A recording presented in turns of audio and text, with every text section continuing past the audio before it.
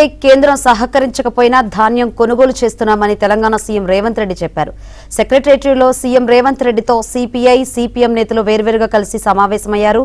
సెక్రటేరియట్లో కూనంనేని సాంబశివరావు నేతృత్వంలో సిపిఐ బృందం, జాన్ వెస్లీ నేతృత్వంలో సిపిఎం బృందం సీఎంను కలిసింది. కేంద్రం మద్దతు ధరలు ప్రకటించి గింజ కొనడం లేదని సీఎం రేవంత్ తెలిపారు. పండిన పంటలో 30% కూడా సేకరించడం లేదన్నారు. పంట కొనుగోలుపైన కేంద్రాన్ని ప్రశ్నించాలన్నారు.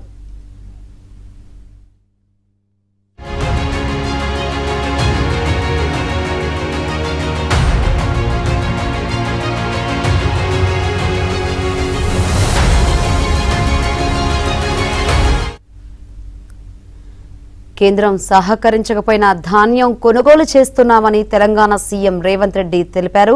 సెక్రటేరియట్లో సీఎం రేవంత్ రెడ్డితో సిపిఐ, సిపిఎం నేతలు వేరువేరుగా కలిసి సమావేశమయ్యారు. కూనంనేని సాంబశివరావు నేతృత్వంలో సిపిఐ బృందం, జాన్ వెస్లీ నేతృత్వంలో సిపిఎం బృందం సీఎంను కలిసింది. కేంద్రం మద్దతు ధరలు ప్రకటించి గింజ కొనడం లేదని సీఎం రేవంత్ తెలిపారు. పండిన పంటలో 30% కూడా సేకరించడం లేదన్నారు.